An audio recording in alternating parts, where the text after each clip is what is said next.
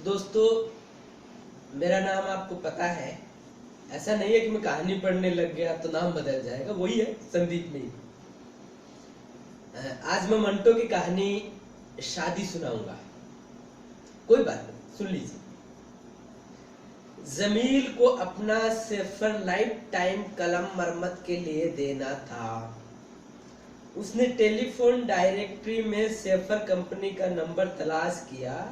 Phone करने से उसे मालूम हुआ कि उनके एजेंट मेसर्ज डीजे स्मेवेयर है, जिनका दफ्तर ग्रीन होटल के पास वाक़ है।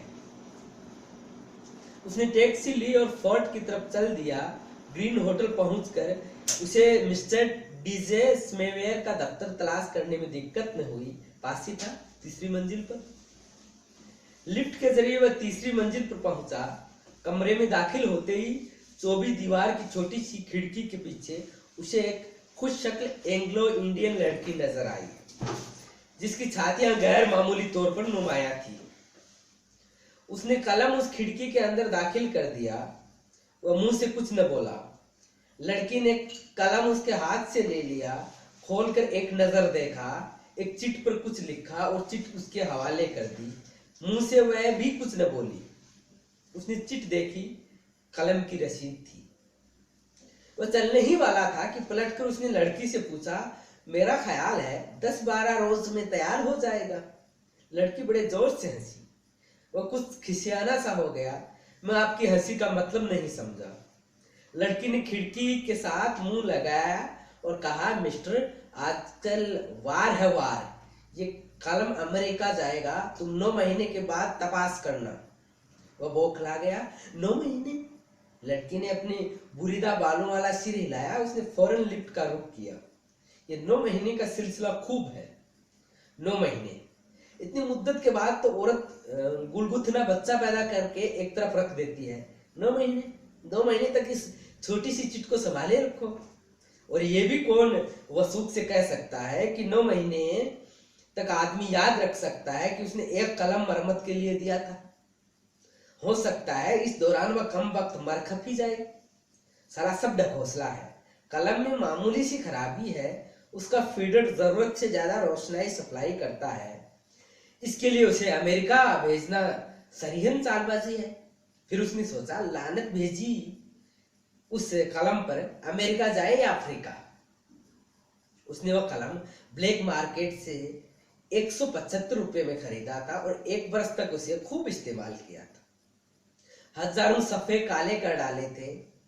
वह एकदम कुन्नूती से रजाई बना रखा और रजाई बनते ही उसे ख्याल आया कि वह फोर्ट में है और फोर्ट में शराब की बेशुमार दुकानें हैं। विस्की तो जाहिर है नहीं मिलेगी, लेकिन फ्रांस की बेहतरीन ब्रांडी मिल जाएगी। उसने करीब वाली शराब की दुकान का रुख किया। ब्रांडी की वह बोतल खरीदकर वह लौट रहा था कि ग्रीन होटल के पास आकर रुक गया। होटल के नीचे कद्दे आदम शीशों का बना हुआ कालीनों का शोरूम था, जो उसके दोस्त पीर साहब का था। उसने सोचा, चलो अंदर चले। चंद लम्हात के बाद वह शोरूम में था और अपने दोस्त पीर साहब से, जो उम्र में उससे काफी बड़े थे, हंसी मजाक की गुफ्तगू कर रहा था। बारीक कागज में लिपटी ब्रांडी की बोतल दबीज ईरानी कालीन पे लेटी हुई थी। पीर साहब ने बोतल की तरफ इशारा करते हुए कहा, यार जमील, इस दुल्हन का घूंघट तो खोलो, जरा इससे छेड़खानी तो करो। वह मतलब समझ गया। तो पीर साहब गिलास और सोडे मंगवाइए, फिर देखिए क्या रंग जमता है। फौरन ही गिलास और एक बस्ता सोडे आ गए। पहला दौर हुआ। दूसरा दौर शुरू होने ही वाला था कि पीर साहब ने एक गुजराती दोस्त अंदर चले आए और बड़े बेतकल्लुफी से कालीन पर बैठ गए। इत्तेफाक से होटल का छोकरा 2 की बजाय 3 गिलास उठा लाया था। पीर साहब के गुजराती दोस्त ने बड़ी सफाई से उर्दू में चंद इधर उधर की बातें की। तीसरे गिलास में ये बड़ा पैक डाला।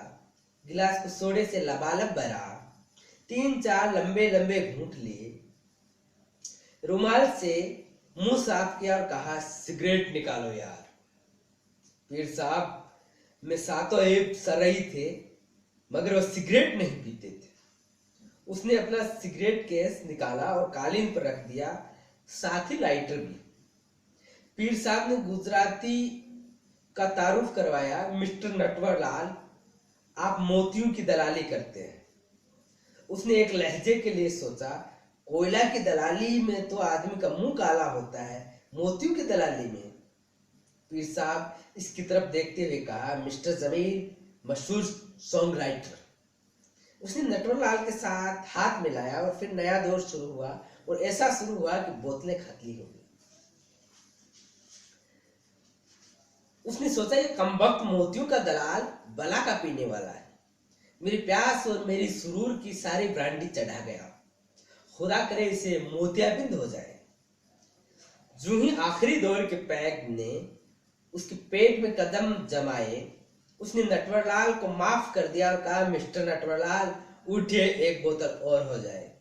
नटवरलाल फौरन उठा। उसने अपने सफेद डगले की शिकनी दुरुस्त की, धोती की लांग ठीक की और कहा, चलिए। वह पीर साहब से मुखातिब हुआ, हम अभी हाजिर होते हैं। उसने और नटवरलाल ने बाहर निकलकर टैक्सी ली और शराब की दुकान पर पहुंचे। उसने टैक्सी रुकवा ही थी कि नटवरलाल ने कहा, मिस्टर जमील, ये दुकान ठीक नहीं, सारी चीजें महंगी मिलती हैं। फिर वह टैक्सी ड्राइवर से मुखातिब हुआ, देखो कोलाबा चलो। कोलाबा पहुंचकर नटवरलाल उसे शराब की एक छोटी सी दुकान में ले गया। ब्रांडी का जो ब्रांड उसने फोर्ट से लिया था वह तो न मिला, लेकिन एक दूसरा मिल गया जिसकी नटवरलाल ने बहुत तारीफ की कि नंबर 1 चीज है। नंबर 1 चीज खरीद कर दोनों बाहर निकले। साथ ही बार था। नटवरलाल रुक गया। मिस्टर जमील, क्या ख्याल है आपका? 1-2 पैक यहीं से पीकर सोते। उसे भला क्या एतराज हो सकता था? उसका नशा हालते नज्म में था। दोनों बार के अंदर दाखिल हुए। उसको ख्याल आया कि बार वाले तो कभी बाहर की शराब पीने की इजाजत नहीं दिया करते। मिस्टर नटवरलाल, हम यहाँ कैसे पी सकते हैं? ये लोग इजाजत नहीं देंगे। नटवरलाल ने जोर से आंख मारी, सब चलता है। ये कहकर वह एक कैबिन के अंदर घुस गया। वह भी नटवरलाल के पीछे था।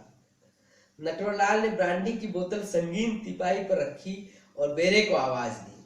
जब बेरा आया तो उसको भी आंख मार दी। देखो, 2 सोडे रोजर्स, ठंडे और गिलास एकदम साफ। बेरा ऑर्डर लेकर चला गया और फौरन सोडे और गिलास लेकर आ गया। नटवरलाल ने दूसरा ऑर्डर किया, first class chips, first class cutlets और टमाटो सॉस। बेरा चला गया तो नटवरलाल उसकी तरफ देखकर मुस्कुराया। फिर उसने बोतल का कॉर्क अलग किया। एक गिलास में उसने बगैर पूछे एक डबल पैक डाला और उसकी तरफ बढ़ा दिया। दूसरे गिलास में डबल पैक से कुछ ज्यादा बड़ा बनाया। दोनों गिलासों में सोडा हल किया और अपना गिलास उठा लिया। दोनों ने गिलास टकराए। वह प्यासा था, एक ही जुर्रिये में उसने आधा गिलास खत्म कर दिया। सोडा बहुत ठंडा और तेज था। वह फू-फू करने लगा। 10-15 मिनट के बाद चिप्स और कटलेट्स आ गए। वह सुबह घर से नाश्ता करके निकला था, लेकिन ब्रांडी की वजह से उसे भूख लग गई थी। चिप्स भी गर्म गर्म थे और कटलेट्स भी। वह पिल पड़ा। नटवरलाल ने उसका साथ दिया। 2 ही मिनट में प्लेटें साफ हो गई। 2 प्लेटें और मंगवाई गई। 2 घंटे इसी तरह गुजर गए। बोतल 3/4 गायब हो चुकी थी। उसने सोचा कि अब पीर साहब के पास जाना बेकार है। सुरूर बढ़ रहा था, नशा जम रहा था। वह और नटवरलाल हवा के घोड़ों पर सवार थे। ऐसे सवारों को आमतौर पर ऐसी वादियों में जाने की बड़ी ख्वाहिश होती है जहां उन्हें उरैया बदन हसीन औरतें मिले। वह इनकी कमर में हाथ डालकर उन्हें घोड़ों पर बैठा ले और ये जा वह जा।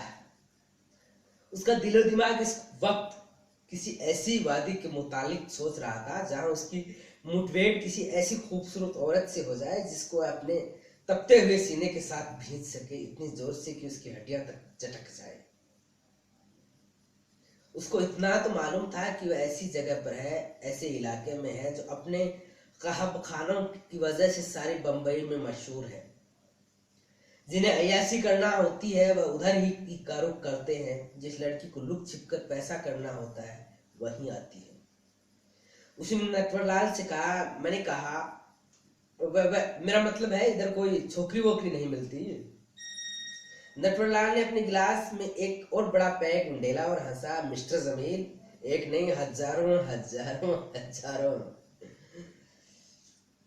शायद नटवरलाल की हजारों हजारों की गर्दान जारी रहती अगर उसने काट न दी होती। इस हजारों में से एक ही मिल जाए तो हम समझे कि नटवर भाई ने कमाल कर दिया। नटवर मजे में था। उसने झूमकर कहा, जमील भाई एक नहीं हजारों, चलो गिलास खत्म करो। बोतल में जो कुछ बचा था दोनों ने खत्म किया। बिल अदा करने और बेरे को तगड़ी टिप देने के बाद दोनों बाहर निकले। केबिन में हल्की रोशनी थी और बाहर तेज धूप चमक रही थी। उसकी आंखें चुदिया गई। एक लहजे के लिए उसे कुछ नजर न आया। जब उसकी आंखें तेज धूप को कबूल करने लगी तो उसने नटवरलाल से कहा, चलो भाई। उसके होठों पर नशीली मुस्कुराहट नमूदार हुई। नटवरलाल की पसलियों में कुहनी से ठहोका देकर उसने कहा, बहुत माल है नटवर भाई, बहुत। उसने जेब में से 100 के 5 नोट निकाले। क्या इतने काफी नहीं? नटवरलाल की बातें खिल गई। काफी बहुत ज्यादा है, चलो आओ पहले एक बोतल खरीद ले, वहां जरूरत पड़ेगी। उसने सोचा बात बिल्कुल ठीक है, वहां जरूरत नहीं पड़ेगी तो क्या किसी मस्जिद में जरूरत पड़ेगी। फौरन बोतल खरीदी गई, फौरन टैक्सी ली गई और वह दोनों उस वादी के स्याही के लिए निकल गए। सैकड़ों कहवा खानों थे। 25-20 का जायजा लिया था मगर जमील को कोई औरत पसंद न आई। सब औरतें मेकअप की मोटी और शौक ताहों के अंदर छुपी हुई थी। वह चाहता था कि ऐसी लड़की मिले जो मरम्मत शुदा मकान मालूम ना हो, जिसको देखकर यह एहसास ना हो कि जगह जगह उखड़े हुए प्लास्टर के टुकड़ों पर बड़े अनाड़ीपन से सुर्खी और चूना लगाया गया। नटवरलाल तंग आ गया। उसके सामने जो भी औरत आती वह कहता, जमील भाई चलेगी। मगर जमील भाई उठ खड़ा होता, हाँ चलेगी और हम भी चलेंगे। 2 जगह और देखी, फिर उसे मायूसी का मुंह देखना पड़ा। वह सोच रहा था, इन औरतों के पास कौन आता होगा जो सुअर के सूखे हुए गोश्त के टुकड़े की तरह दिखाई देती है। इनकी अदाएं कितनी मकरूह है, उठने बैठने का अंदाज कितना फहश है, और कहने को ये प्राइवेट है। दर पर्दा पैसा करने वाली औरतें। उसकी समझ में नहीं आता था कि पर्दा है कहाँ जिसके पीछे वह धंधा करती है। वह सोच ही रहा था कि नटवरलाल ने टैक्सी रुकवाई और चला गया। उसे कोई जरूरी काम याद आ गया था। अब वह अकेला था। टैक्सी 30 की रफ्तार से चल रही थी। 4:30 बज चुके थे। उसने ड्राइवर से पूछा, यहाँ वह चीज मिलेगी? ड्राइवर ने जवाब दिया, मिलेगी जनाब। तो चलो उसके पास। ड्राइवर ने इधर उधर 2-3 मोड़ घूमे और एक पहाड़ी बंगला नुमा बिल्डिंग के पास टैक्सी खड़ी कर दी। फिर उसने 2-3 मर्तबा हॉर्न बजाया। उसका सिर नशे के बायस सख्त बोझिल हो रहा था और आंखों के सामने धुंध सी छाई हुई थी। उसे मालूम ही ना हो सका कि वह कैसे और किस तरह वहां पहुंचा। जब उसने अपने सिर को जरा झटका तो उसने देखा कि वह एक पलंग पर बैठा हुआ है और उसके पास ही एक जवान लड़की, जिसकी नाक की फुनों पर एक छोटी सी फुंसी थी, अपने बुरीदा बालों में कंघी कर रही है। उसने लड़की को गौर से देखा। वह सोचना चाहता था कि वहां कैसे पहुंचा, मगर उसने सोचा कि ये सोचना फिजूल है। उसने अपनी जेब में हाथ डालकर अंदर ही अंदर नोट गिने। फिर उसने पास ही पड़ी हुई टीपाई पर ब्रांडी की सालिम बोतल देखी। उसकी तसफ्फी हो गई कि सब ठीक है और उसने महसूस किया कि नशा किसी कदर नीचे नहीं उतरा है। वह उठा और उस गैस बुरीदा लड़की के पास गया। जब उसकी समझ में और कुछ न आया तो उसने मुस्कुराकर कहा, कहिए मिजाज कैसा है? लड़की ने कंघी मेज पर रखी और कहा, आप कहिए आपका मिजाज कैसा है? बस ठीक हूँ। उसने लड़की की कमर में हाथ डाला। आपका नाम बता तो चुकी हूँ एक दफा। मेरा ख्याल है आपको ये भी याद न रहा होगा कि आप टैक्सी में यहाँ आए थे। आप जाने कहाँ कहाँ घूमते रहे होंगे। टैक्सी का बिल 38 रुपये था। आपने बिल अदा किया और एक शख्स नटवरलाल को बेशुमार गालियां दी। वह अपने अंदर डूबकर सारे मामले की तह तक जाना चाहता था, लेकिन उसने सोचा कि इसकी कोई जरूरत नहीं। वह अक्सर भूल जाया करता है। वह सिर्फ इतना याद कर सका कि टैक्सी का बिल 38 रुपये बना था जो उसने अदा किया था। लड़की पलंग पर बैठ गई। मेरा नाम तारा है। उसने तारा के कंधे पकड़े, तारा को पलंग पर लिटाया और अपने हाथों और होठों से उसे प्यार करने लगा। थोड़ी देर के बाद उसको प्यास महसूस हुई। उसने कहा, 2 या बस्ता सोडे और गिलास तो मंगवाओ। तारा ने दोनों चीजें फौरन मंगवा दी। उसने बोतल खोली और 2 पैक बनाए और फिर वह और तारा दोनों पीने लगे।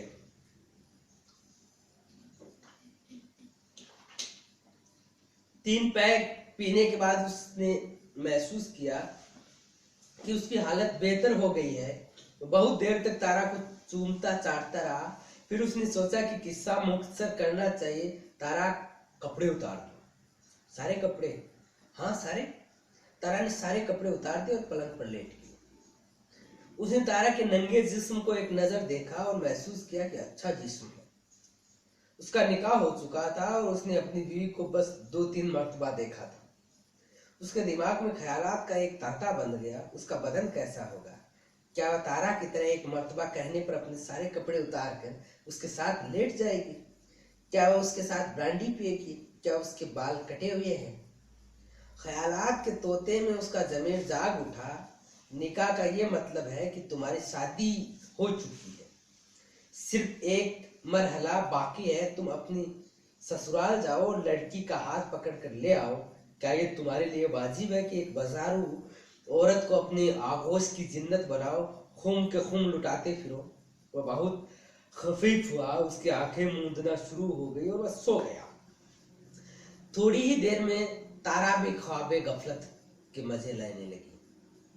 उसने कई बेरबत उठपटांग ख्वाब देखे। कोई 2 घंटे के बाद एक बहुत ही डरावना ख्वाब देखते हुए वह हड़बड़ा के उठ बैठा। जब उसकी आंखें अच्छी तरह खुली तो उसने देखा कि वह एक अजनबी कमरे में है और एक अलिफ नंगी जवान लड़की उसके साथ लेटी हुई है। वो खुद भी अलिफ नंगा था। वो बौखला गया। उसने पाजामा उल्टा पहन लिया और उसको एहसास तक न हुआ। कुर्ता पहनकर उसने जेबें टटोली, सबके सब नोट मौजूद थे। उसने सोडा खोला और एक पैक बना कर पिया। फिर उसने तारा को होले से झंझोड़ा, उठो उठो ना।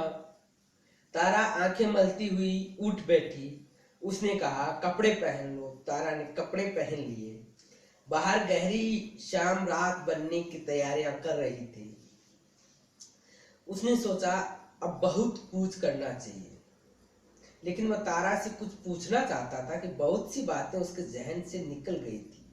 उसने हिचकिचाते हुए तारे से पूछा, क्यों तारा, जब हम लेटे, मेरा मतलब जब मैंने तुमसे कपड़े उतारने को कहा तो उसके बाद क्या हुआ? कुछ नहीं, आपने अपने कपड़े उतारे और मेरे बाजू पर हाथ फेरते फेरते सो गए। तारा ने जवाब दिया, बस?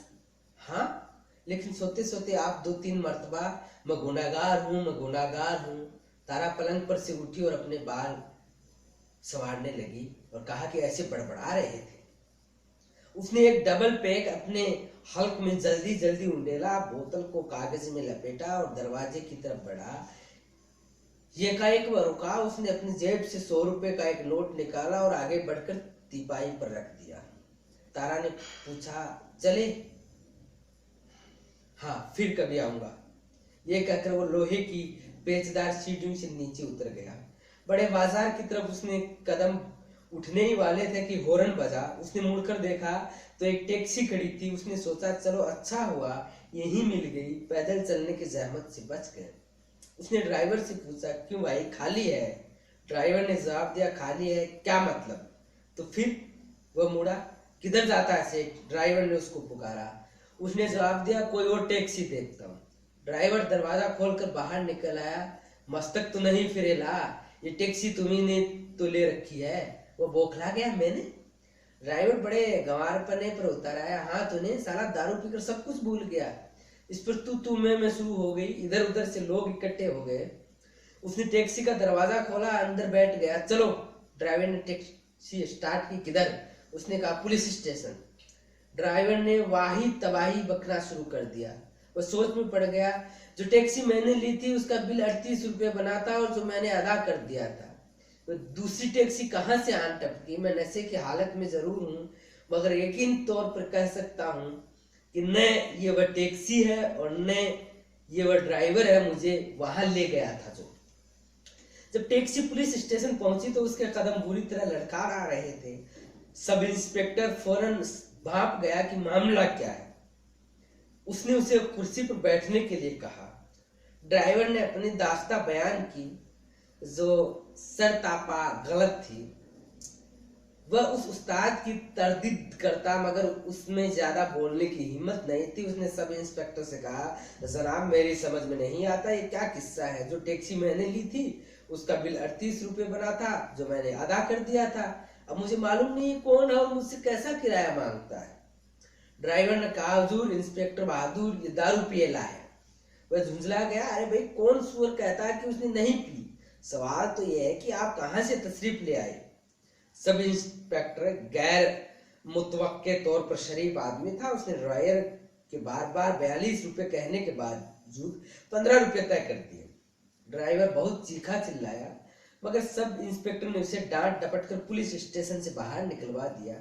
फिर उसने एक सिपाही को दूसरी टैक्सी ले आने के लिए कहा। टैक्सी आई तो सब इंस्पेक्टर ने एक सिपाही उसके साथ कर दिया कि उसे घर तक छोड़ आए। उसने लुकनत भरे लहजे में बहुत बहुत शुक्रिया अदा किया और पूछा, जनाब क्या ग्रांड रोड पुलिस स्टेशन है।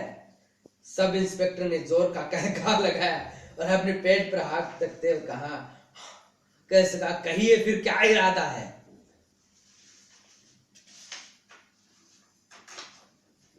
मुझे लगता है पेज चिपक गए थे। दोबारा शुरू कर देते हैं एक लाइन।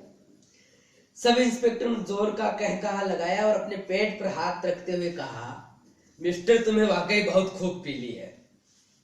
ये कोलाबा पुलिस स्टेशन है, जाओ अब घर पर जाकर सो जाओ। वह घर पर पहुंचा और खाना खाए बिना कपड़े उतारे बगैर सो गया। ब्रांडी की बोतल भी उसके साथ सोती रही। दूसरी रोज सुबह 10 बजे के करीब वह उठा। उसके जोड़ जोड़ में दर्द था। सिर में जैसे बड़े बड़े वजनी पत्थर भरे पड़े थे। मुंह का जायका खराब था। उसने जूं तू उठकर फ्रूट सलाद के 2-3 गिलास पिए, फिर 4-5 प्याले चाय के पिए। तब कहीं शाम को जाकर उसकी तबीयत कदरे बहाल हुई और उसने खुद को गुज़श्ता वाकयात के मुतालिक सोचने को काबिल महसूस किया। वाकयात की बहुत लंबी जंजीर थी। बाज कड़िया तो सलामत थी मगर बाज गायब था। वाकयात का तसलसल शुरू से लेकर ग्रीन होटल तक और ग्रीन होटल से कोलाबा की बार तक बिल्कुल साफ था। फिर नटवरलाल के साथ उस वादी की स्याही शुरू होती थी और मामला गड़बड़ हो जाता था। चंद झलकियां दिखाई देती थी, बड़ी वाज़ेह मगर फौरन ही मबहम परछाइयों का सिलसिला शुरू हो जाता था। कैसे उस लड़की के घर पहुंचा, उस लड़की का नाम उसके हाफिजे से फिसल कर किस गड्ढे में जा गिरा। लड़की की शक्लो सूरत उसे बड़ी अच्छी तरह याद थी। वह उस लड़की के घर कैसे पहुंचा था। उसने महसूस किया कि यह जानना उसके लिए बड़ा अहम है। अगर उसका हाफिजा उसकी मदद करता तो बहुत सी कड़ियां मिल जाती, मगर बसत कोशिश पर किसी नतीजे पर न पहुंच सका। और ये टैक्सियों का क्या सिलसिला था। उसने पहली को तो छोड़ दिया था मगर वो दूसरी कहां से टपक पड़ी थी। सोच सोच कर उसका दिमाग पाश हो गया। उसने महसूस किया कि जितने वजनी पत्थर उसके दिमाग में भरे पड़े थे सब आपस में टकरा टकरा कर चूर चूर हो गए। रात को उसने ब्रांडी के 3 पैक पिए, थोड़ा सा हल्का खाना खाया और गुज़श्ता वाकयात के मुतालिक सोचता सो गया। वह कड़िया जो गुम थी उसको तलाश करना उसको तलाश करना अब उसका मसलक हो गया।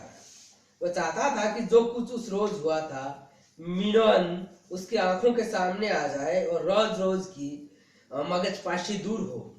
अब तो उसको इस बात का भी बड़ा कलक था कि उसको गुनाह नामुकम्मल रह गया था। वो सोचता था यह अधूरा गुनाह जाएगा किस खाते में। वो चाहता था कि उसके अधूरे गुनाह की भी तकमील हो जाए। तलाशी बिशियार के बावजूद वह पहाड़ी बंगलानुमा बिल्डिंग उसके आंखों से ओझल रही। जब वह थक हार गया तो एक दिन उसने सोचा, क्या वह सब ख्वाब तो नहीं था। फिर उसने सोचा, मगर ख्वाब में आदमी रुपये तो खर्च नहीं करता।